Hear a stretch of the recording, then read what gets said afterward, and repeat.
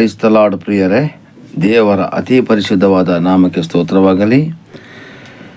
ಕಳೆದ ಕೆಲವೊಂದು ಸಂಚಿಕೆಗಳಿಂದ ಕೆಲವೊಂದು ಬಾಗಿಲುಗಳ ಬಗ್ಗೆ, ಅಂದರೆ ನನಗೆ ತಿಳಿಸಿದಂತಹ ದೇವರ ಆತ್ಮನ ತಿಳಿಸಿಕೊಟ್ಟಂತಹ ಕೆಲವೊಂದು ಬಾಗಿಲುಗಳ ಬಗ್ಗೆ ನಾನು ತಿಳಿಸುತ್ತಾ ಬಂದೆ ಪ್ರಿಯರೇ. ಇವತ್ತು ಒಂದು ಬಾಗಿಲಿನ ಬಗ್ಗೆ ನೋಡ್ಕೊಳ್ಳೋ ಪ್ರಿಯರೇ.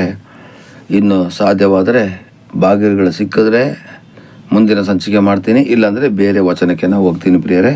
ದೇವರು ನಿಮ್ಮನ್ನು ಆಶೀರ್ವದಿಸಲಿ, ಕೃಪೆಯಿಂದ ನಡೆಸಲಿ. ಇವತ್ತು ಒಂದು ವಿಶೇಷವಾದಂಥ ಬಾಗಿಲು, ಯಾರು ಕೂಡ ಸ್ಕಿಪ್ ಮಾಡದೇ ನೋಡಬೇಕಾಗಿ ಕೇಳ್ಕೊಳ್ತೀನಿ ಪ್ರಿಯರೇ. ಇವತ್ತಿನ ಬಾಗಿಲು ಏನಂದರೆ ಮುಂದೆ ಆಗಬೇಕಾದವುಗಳನ್ನು ತೋರಿಸುವಂತಹ ಬಾಗಿಲು, ಅಂದರೆ ಮುಂದೆ ಆಗಬೇಕಾಗಿರ್ತಕ್ಕಂಥ ತೋರಿಸುವಂಥ ಬಾಗಿಲು. ಅದಕ್ಕೆ ಆಧಾರವಾಗಿ ಪ್ರಕಟಣೆ 4ನೇ ಅಧ್ಯಾಯ 1 ಮತ್ತು 2ನೇ ವಾಕ್ಯವನ್ನು ನಾವು ತೆಗೆದುಕೊಳ್ಳುವ. ಇದರಲ್ಲಿ ಬರೆದಿದೆ, ಇವುಗಳಾದ ಮೇಲೆ ನಾನು ನೋಡಿದಾಗ ಪರಲೋಕದಲ್ಲಿ ತೆರೆದಿದ್ದ ಒಂದು ಬಾಗಿಲು ಕಾಣಿಸಿತು. ಇವುಗಳಾದ ಮೇಲೆ ನಾನು ನೋಡಿದಾಗ ಪರಲೋಕದಲ್ಲಿ ತೆರೆದಿದ್ದ ಬಾಗಿಲು ಕಾಣಿಸಿತು ಮತ್ತು ನನ್ನ ಸಂಗಡ ತುತ್ತೂರಿ ಮಾತಾಡುತ್ತದೆ ಎಂಬಂತೆ ನಾನು ಮೊದಲು ಕೇಳಿದ್ದ ವಾಣಿಯು ಕೇಳಿಸಿತು. ಇಲ್ಲಿಗೆ ಏರಿ ಬಾ, ಮುಂದಕ್ಕೆ ಆಗಬೇಕಾದವುಗಳನ್ನು ನಿನಗೆ ತೋರಿಸುವೆನು ಎಂದು ಹೇಳಿತು. ಕೂಡಲೇ ನಾನು ದೇವರ ಆತ್ಮವಶನಾದೆನು.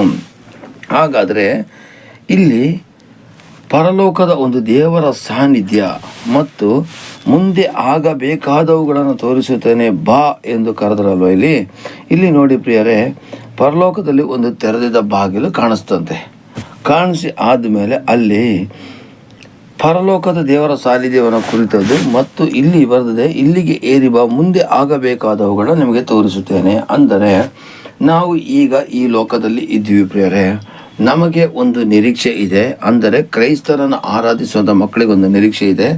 ಈ ಲೋಕದಲ್ಲಿ ಕಷ್ಟಗಳು, ಸಂಕಟಗಳು, ಇಕ್ಕಟ್ಟುಗಳು, ಬಂಧನಗಳು, ಬಡತನಗಳು, ದಾರಿದ್ರ್ಯಗಳು ಇದ್ದರೂ ಕೂಡ ನಮಗೆ ಮುಂದಕ್ಕೆ ಒಂದು ಸ್ವರ್ಗ ಸಾಮ್ರಾಜ್ಯ ಗ್ಯಾರಂಟಿ ಇದೆ.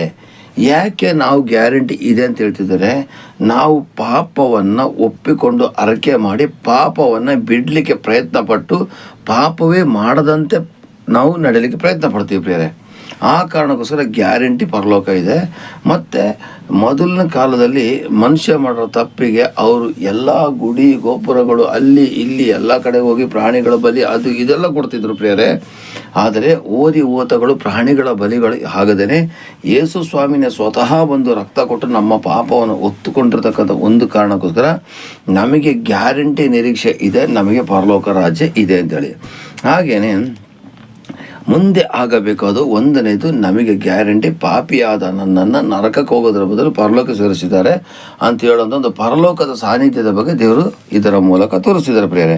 ಹಾಗೆ ಮುಂದೆ ಆಗಬೇಕಾದವುಗಳೆಂದರೆ ಮುಂದಕ್ಕೆ ಆಗುವಂಥ ಉಪದ್ರವಗಳು. ಈಗ ನೋಡಿ 7 ಸುರುಳಿಗಳು, 7 ಮುದ್ರೆಗಳು ಮತ್ತು 7 ತುತ್ತೂರಿಗಳು ಇದೆಲ್ಲ ತೋರಿಸೋದೇನೆಂದರೆ ಒಂದೊಂದು ರೋಗ ಬಂಧನಗಳು ಮುಂದಕ್ಕೆ ಬರಲಿಕ್ಕಿದೆ. ಈಗ ನೋಡಿ, ಕೊರೋನಾ ಬಂತು, ಯಾರೂ ಕೂಡ ಯೋಚನೆ ಮಾಡಿರಲಿಲ್ಲ. ಕೊರೋನಾ ಬಂದಾಗ ಇಡೀ ಪ್ರಪಂಚನೇ ಲಾಕ್ ಡೌನ್ ಆಗೋಯಿತು. ಹಾಗೆಯೇ ಈಗ ನಮ್ಮ ಕರ್ನಾಟಕದಲ್ಲಿ ಪ್ರಾಬ್ಲಮ್ ಕೊಡ್ತಾ ಇರೋದು, ಈಗ ಅಟ್ ಪ್ರೆಸೆಂಟ್ ಪೀರಿಯಡಲ್ಲಿ ಡೆಂಗ್ಯೂಯಿಂದಾಗಿ ಇವತ್ತು ನಿಮ್ಮನ್ನು ನೀವು ರಕ್ಷಿಸಿಕೊಳ್ಳಿ ಅಂತೇಳಿ ಮಾನ್ಯ ಶ್ರೀ ಮುಖ್ಯಮಂತ್ರಿಯವರು ಟಿ ವಿಗಳಲ್ಲಿ ತೋರಿಸ್ತಾನೆ ಇದ್ದಾರೆ. ಆದರೂ ಕೂಡ ಜನಗಳು ಎಚ್ಚೆತ್ತುಕೊಳ್ತಿಲ್ಲ. ಇದೆಲ್ಲ ಏನಕ್ಕೆ ಅಂದರೆ ವಿನಾಶ ಕಾಲದಲ್ಲಿ ವಿಪರೀತವಾದಂತಹ ಘಟನೆಗಳು ನಡೀತಿದೆ. ಇದರ ಬಗ್ಗೆ ದೇವರು ಸ್ಪಷ್ಟವಾಗಿ ಆ ಭಕ್ತನಾದ ಯೋಹಾನನಿಗೆ ತೋರಿಸಿಕೊಟ್ಟಿದ್ದು.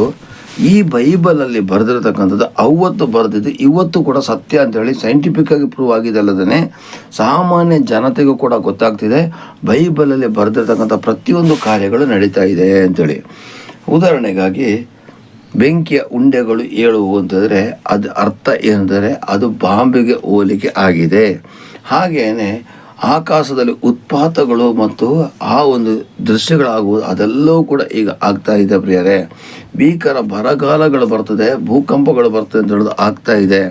ಮತ್ತು ಮುಂದಿನ ದಿನಗಳಲ್ಲಿ ಸೊಸೈಟಿಗಳಲ್ಲಿ ಇವತ್ತು ಅಕ್ಕಿ ಫ್ರೀ ಕೊಡ್ತಿದ್ದಾರಲ್ಲ ಪ್ರಿಯರೇ, ಹಾಗೆ ಆ ಕಾಲದಲ್ಲೇ ಬರ್ತದೆ. 1 ರೂಪಾಯಿಗೆ 1 ಸೇರು ಗೋಧಿ ಸಿಗುವಂಥ ಕಾಲನೂ ಕೂಡ ಬರ್ತದೆ. ಮತ್ತು ಈಗ ಆಧಾರ್ ಕಾರ್ಡ್ ಇಲ್ಲದೇ ಯಾವ ವ್ಯವಹಾರನೂ ಆಗೋದಿಲ್ಲಲ್ಲ ಪ್ರಿಯರೇ. ಮುಂದಕ್ಕೆ ಯೇಸು ಕ್ರಿಸ್ತನನ್ನು ಆರಾಧಿಸದೇನೆ ಇಲ್ಲೇ ಇರತಕ್ಕಂಥ ಜನಗಳು 666 ಅಥವಾ ನಂಬರ್ ಇಲ್ಲದೇ ಇದ್ದರೆ ಕ್ರಯ ವಿಕ್ರಯಗಳನ್ನು 666 ನಂಬರ್ ಹಾಕಿಕೊಳ್ಳದೆ ಇದ್ದರೆ ಅವನು ಕ್ರಯ ವಿಗ್ರಹ ಕೂಡ ಮಾಡಬಾರ್ದು. ಈಗ ಆಧಾರ್ ಕಾರ್ಡ್ ಇಲ್ಲದೇ ಯಾವುದನ್ನು ಮಾಡೋಕ್ಕಾಗೋದಿಲ್ವೋ ಹಾಗೆಯೇ ಕ್ರಯ ವಿಗ್ರಹ ಕೂಡ ಮಾಡಬಾರ್ದು. ಅವನಿಗೆ ಒಂದು ಗ್ಲಾಸ್ ನೀರು ಕೂಡ ಸಿಗೋದಿಲ್ಲ ಆ ಒಂದು ಸಂಖ್ಯೆನ ಒತ್ತಿಸಿಕೊಳ್ಳದಿದ್ರೆ ಅಂತ ಕೂಡ ಈ ಬೈಬಲಲ್ಲಿ ಬರೆದಿದೆ. ಹಾಗೆ ಮುಂದಕ್ಕೆ ಸ್ವರ್ಗ ಯಾವ ಥರ ಇರ್ತದೆ ಅಂದರೆ ಇಮ್ಯಾಜಿನೇಷನ್ ಮಾತ್ರ ಅಲ್ಲ, ದರ್ಶನನೇ ಅವನಿಗೆ ತೋರಿಸಿಕೊಟ್ಟಿದ್ದಾರೆ ಪ್ರಿಯರೇ. ನಾವು ಇದನ್ನು ಇಮೇಜ್ ಮಾಡ್ಕೋಬೇಕು. ಆದರೆ ಯೇಸು ಸ್ವಾಮಿ ಒಂದು ಪ್ರೀತಿಯ ಶಿಷ್ಯನಿಗೆ ಪರಲೋಕ ರಾಜ್ಯವನ್ನೇ ತೋರಿಸಿಕೊಟ್ಟಿದ್ದಾರೆ ಪ್ರಿಯರೇ. ಹಾಗೆ ಅನ್ಯ ಜನಗಳು ರಕ್ಷಣೆ ಹೊಂದಿರೋದ್ರ ಬಗ್ಗೆನೂ ಕೂಡ ದೇವರ ವಾಕ್ಯದಲ್ಲಿ ಭಾಳ ಚೆನ್ನಾಗಿ ತೋರಿಸ್ತದೆ. ಮುಂದಿನ ದಿನಗಳಲ್ಲಿ ಅನ್ಯ ಜನಾಂಗಗಳು ದೇವರ ರಾಜ್ಯಕ್ಕೆ ಸೇರುವರು ಅಂತ ಹೇಳೋದ್ರ ಬಗ್ಗೆ ತಿಳಿಸಿದೆ ಪ್ರಿಯರೇ. ಅದರ ಅರ್ಥ ಯೇಸು ಸ್ವಾಮಿ ಮತವನ್ನು ಮಾಡಲಿಕ್ಕೆ ಬರಲಿಲ್ಲ, ದೇವರ ರಾಜ್ಯದ ಒಂದು ಸವಿಯನ್ನು ತೋರಿಸಲಿಕ್ಕೆ ಬಂದರು ಅಂತೇಳಿ. ಹಾಗಾದರೆ ಇವತ್ತು ಅನ್ಯ ಜನಗಳು ಕೂಡ ಯೇಸು ಸ್ವಾಮಿನ ಆರಾಧನೆ ಮಾಡಲಿಕ್ಕೆ ಕಾರಣ ಏನು ಗೊತ್ತಾ? ಕ್ರೈಸ್ತೀಯ ಧರ್ಮ ಒಂದು ಮತವಲ್ಲ, ನಾವು ಕ್ರೈಸ್ತರಲ್ಲ. ಈಗಲೂ ಕೂಡ ವಾಕ್ಯ ಕೊಡ್ತಿರತಕ್ಕಂಥ ನಾನು ಕೂಡ ಕ್ರೈಸ್ತನಲ್ಲ, ಕ್ರಿಸ್ತನನ್ನು ಅನುಸರಿಸುವವನು ಮಾತ್ರ. ನಾನು ಕೂಡ ನನ್ನ ಜಾತಿ, ನನ್ನ ಒಂದು ಪಂಗಡ, ನನ್ನ ಒಂದು ನೆಂಟರು ಇಷ್ಟರು ಇವ್ರುಗಳ ಜೊತೆಯಲ್ಲಿ ನಾನು ಬೆಳೀತಾ ಇದ್ದೀನಿ, ಅವ್ರನ್ನ ಪ್ರೀತಿಸ್ತಾ ಇದ್ದೀನಿ, ಅವರ ಜೊತೆಲಿ ಎಲ್ಲ ಕಾರ್ಯಗಳಲ್ಲಿ ಸೇರ್ತಾ ಇದ್ದೀವಿ. ಆದರೆ ಆರಾಧನೆ ಮಾಡೋದು ಮಾತ್ರ ಯೇಸು ಸ್ವಾಮಿ ಆಗಿರ್ತಾರೆ ಹೊರತು ನಾವು ಯಾವುದೇ ಕಾರಣಕ್ಕೂ ಆ ಒಂದು ನಮ್ಮ ಹುಟ್ಟಿ ಬಂದಿರತಕ್ಕಂಥ ಪ್ರತಿಯೊಂದು ಸಂಪ್ರದಾಯ ಶಾಸ್ತ್ರಗಳ ಪ್ರಕಾರ ನಾವು ಹುಟ್ಟಿ ಬಂದಿರತಕ್ಕಂಥ ಆ ಒಂದು ಜಾತಿ ಮತ್ತು ಹಿನ್ನೆಲೆಯನ್ನು ಬಿಟ್ಟಿಲ್ಲ. ಹಾಗಾದರೆ ಪ್ರಿಯರೇ, ಇಲ್ಲಿ ಯೋಹಾನನಿಗೆ ಮುಂದಕ್ಕೆ ಆಗೋದನ್ನು ತೋರಿಸ್ತೀನಿ ಬಾ ಅಂತ ಕರೆದ. ಅದರ ಅರ್ಥ ಅಂದರೆ ಮುಂದಕ್ಕೆ ಪರಲೋಕ ರಾಜ್ಯ ಯಾವ ಥರ ಇರ್ತದೆ, ನಾವು ಹೋಗ್ಬೇಕಾದ್ರೆ ಏನು ಮಾಡಬೇಕು, ನಾವು ಹೋಗ್ಬೇಕಾದ್ರೆ ನಾವು ಯಾವ ರೀತಿ ಸಿದ್ಧಪಡಿಸ್ಬೇಕು ಅಂತೇಳಿ ತೋರಿಸುವಂಥ ಬಾಗಿಲೇ ಈ ಒಂದು ಬಾಗಿಲಾಗಿದೆ ಪ್ರಿಯರೇ. ಹಾಗಾದರೆ ಮತ್ತೊಂದು ಸಲ ಓದ್ತೀನಿ. ಪ್ರಕಟಣೆ 4:1 ಇವುಗಳಾದ ಮೇಲೆ ನಾನು ನೋಡಿದ ಪರಲೋಕದಲ್ಲಿ ಒಂದು ತೆರೆದಿದ್ದ ಬಾಗಿಲು ಕಾಣಿಸಿತು. ಅವನಿಗೆ ತೆರೆದಿರೋ ಬಾಗಿಲು. ಹಾಗೆಯೇ ನಮಗೂ ಕೂಡ ನಾವು ಇಲ್ಲಿಂದ ನೋಡುವಾಗ ನನ್ನ ಪಾಲಿಗೆ ಪರಲೋಕದಲ್ಲಿ ತೆರೆದಿರುವಂಥ ಒಂದು ಬಾಗಿಲು ಕಾಣಬೇಕು ಪ್ರಿಯರೇ. ಮತ್ತು ನನ್ನ ಸಂಗಡ ತುತ್ತೂರಿಯು ಮಾತಾಡುತ್ತದೆ ಎಂಬಂತೆ ನಾನು ಮೊದಲು ಕೇಳಿದ ವಾಣಿಯು ನಮಗೆ ಕೇಳಿಸಿತು. ಹಾಗೆಯೇ ನಮಗೂ ಕೂಡ ಕೇಳಿಸ್ಬೇಕು ದೇವರ ಸ್ವರ. ಯಾಕೆಂದರೆ ದೇವರ ವಾಕ್ಯದಲ್ಲಿ ಬರ್ತದೆ, ಪಿತೃಗಳ ಸಂಗಡ ನಾನು ಮಾತಾಡಿದ ದೇವರು ಇವತ್ತು ನಿನ್ನೂ ಕೂಡ ನಾನು ಮಾತಾಡ್ತೀನಿ ಅಂತ ಹೇಳಿದಾಗೇ ಇವತ್ತು ನಾವು ದೇವರ ಸ್ವರ ಕೇಳಬೇಕು. ಇಲ್ಲಿಗೆ ಬಾ, ಮುಂದೆ ಆಗಬೇಕಾದನ್ನು ತೋರಿಸ್ತೇನೆ ಎಂದು ಹೇಳಿತು. ಇವತ್ತು ಎಷ್ಟೋ ಜನ ಪ್ರವಾದಿಗಳಿಗೆ ಮುಂದಕ್ಕೆ ಆಗೋದನ್ನು ತೋರಿಸ್ತಾ ಇದ್ದಾರೆ. ಇವತ್ತು ನಾವು ಪ್ರವಾದನೆಗಳನ್ನು ಈನೈಸಬಾರ್ದು ಪ್ರಿಯರೇ. ಇವತ್ತು ಸುಮಾರು ಸಭೆಗಳಲ್ಲಿ ಹೇಳ್ತಾರೆ ಪ್ರವಾದನೆ ಯೋಹಾನನ ಕಾಲಕ್ಕೆ ಮುಗಿದೋಯ್ತು ಅಂತೇಳಿ. ಸುಳ್ಳು ಪ್ರಿಯರೇ. ಪ್ರವಾದನೆಗಳ ಈನೈಸಬಾರ್ದು ಅಂತ ಹೇಳಿ ತೆಸಲೋನಿಕದಲ್ಲಿ ಬರೆದಿದೆ. 1 ತೆಸಲೋನಿಕ 5:16-17-18 ಚೆನ್ನಾಗಿ ಬರೆದಿದೆ ಪ್ರಿಯರೇ. ಹಾಗಾದರೆ ಪ್ರವಾದಿಗಳಿಗೆ ತೋರಿಸ್ತಕ್ಕಂಥ ಮಾತುಗಳಿಗೂ ನಾವು ಬೆಲೆ ಕೊಡಬೇಕು. ಮುಂದಕ್ಕೆ ಆಗತಕ್ಕಂಥ ಘಟನೆಗಳ ಬಗ್ಗೆ ನಾವು ಕೈ ಇಟ್ಟು ಪ್ರಾರ್ಥನೆ ಮಾಡೋ ತಿಳಿಸಿದಾಗ ಅದಕ್ಕೆ ದಯವಿಟ್ಟು ಎಚ್ಚರ ಕೊಡಿ. ಇವತ್ತು ಕೆಲವೊಂದು ರಾಷ್ಟ್ರಗಳ ಕೈ ಇಟ್ಟಾಗ ನೋಡಿ ಅಮ್ಮ ನಿಮಗೆ ಈ ಥರ ಪ್ರಾಬ್ಲಮ್ ಇದೆ, ಈ ಥರ ಒಳ್ಳೇದಾಗ್ತದೆ ಅಂತ ಹೇಳಿದಾಗ ಅದನ್ನು ಸಂತೋಷದಿಂದ ಸ್ವೀಕಾರ ಮಾಡಿ ಅದರ ಪ್ರಕಾರ ನಡೀಲಿಕ್ಕೆ ಪ್ರಯತ್ನ ಪಡಿ ಪ್ರಿಯರೇ. ಯಾಕೆಂದರೆ ಯೇಸು ಸ್ವಾಮಿ ತನ್ನ ಶಿಷ್ಯರಿಗೆ ಮುಂದಕ್ಕೆ ಆಗುವಂಥ ವಿಷಯಗಳನ್ನು ಕೂಡ ತೋರಿಸುವಾಗ ಅದನ್ನು ಹೇಳುವಾಗ ನೀವು ಕೋಪ ಮಾಡಿಕೊಳ್ಳೋದೇ ಅದನ್ನು ಸ್ವೀಕಾರ ಮಾಡಿ. ಒಳ್ಳೇದು ಹೇಳಿದ್ರೆ ಸ್ವೀಕಾರ ಮಾಡಿದ್ರೆ, ಕೆಟ್ಟದಾಗಿ ಹೇಳ್ಬಿಟ್ರೆ ಬೈದ್ಕೊಂಡು ಹೋಗ್ತಾರೆ. ಇಲ್ಲ ಪ್ರಿಯರೇ, ನಿಮ್ಮನ್ನು ದೇವರು ಪ್ರೀತಿಸ್ತಾರೆ, ಗದರಿಸ್ತಾರೆ, ಖಂಡಿಸ್ತಾರೆ. ಇದರ ಬಗ್ಗೆ ನಿಮ್ಗೆ ತಿಳಿಸಿದಾಗ ನೀವು ಅದನ್ನ ಎಚ್ಚರಿಕೆಯಿಂದ ಇರಲೇಬೇಕು ಪ್ರಿಯರೇ. ಹಾಗಾದರೆ ಮುಂದಕ್ಕೆ ಆಗುವಂಥ ಘಟನೆಗಳನ್ನು ತೋರಿಸುವಂಥ ಬಾಗಿಲನ್ನು ನನಗೆ ಕೊಡಪ್ಪ ಅಂತ ನಾವು ಪ್ರಾರ್ಥನೆ ಮಾಡಿಕೊಳ್ಳೋ ಪ್ರಿಯರೇ. ಯಾಕೆಂದರೆ ಅವತ್ತು ಯೋಹಾನ ಕಂಡಂಥ ಬಾಗಿಲು ಇವತ್ತು ನಮಗೂ ಕೂಡ ಕಾಣಬೇಕಲ್ಲ ಪ್ರಿಯರೇ. ಹಾಗಾದರೆ ನಾವು ಪ್ರಾರ್ಥನೆ ಮಾಡಿಕೊಳ್ಳುವ. ಸಾಧ್ಯವಾದಷ್ಟು ಇಲ್ಲಿಯವರೆಗೂ ಒಂದು 5 ಬಾಗಿಲುಗಳ ಬಗ್ಗೆ ನಾನು ಹೇಳಿದ್ದರಿಂದ ಕಾಣ್ತದೆ. ಈ ಒಂದು ಬಾಗಿಲುಗಳ ಒಂದು ಕಥೆಯನ್ನು ನಾವು ಬೇರೆ ಕಥೆಯಾಗಿಟ್ಟುಕೊಳ್ಳೋದೇ ಅದು ನಮ್ಮ ಜೀವಿತಕ್ಕೆ ಅಳವಡಿಸಿಕೊಂಡು ದೇವರ ರಾಜ್ಯನ ಮಹಿಮೆಪಡಿಸೋ ಪ್ರಿಯರೇ. ದೇವರು ನಿಮ್ಮನ್ನು ಆಶೀರ್ವದಿಸಲಿ. ಯೋಹಾನನ ನಂತರ ಮುಂದಕ್ಕೆ ಆಗುವಂಥ ದರ್ಶನಗಳ ಬಗ್ಗೆ, ಮುಂದಕ್ಕೆ ಆಗುವಂಥ ಪ್ರವಾದನೆಗಳ ಬಗ್ಗೆ ತಿಳಿಸಿಕೊಡು ಅಂತ ನಾವು ಪ್ರಾರ್ಥನೆ ಮಾಡಿಕೊಳ್ಳೋ ಪ್ರಿಯರೇ. ಪರಲೋಕ ತಂದೆಯೇ, ಪ್ರಭು ಯೇಸುವಿನ ನಾಮದಲ್ಲಿ ಪವಿತ್ರಾತ್ಮ ಜಗದನೆ, ಇಲ್ಲಿಯವರೆಗೂ ಕೂಡ ಬಾಗಿಲುಗಳ ಬಗ್ಗೆ ತಿಳಿಸಿಕೊಳ್ಳಲಿಕ್ಕೆ ನೀನು ಕೊಟ್ಟಂಥ ಕೃಪೆಗಾಗಿ ಸ್ತೋತ್ರಪ್ಪ.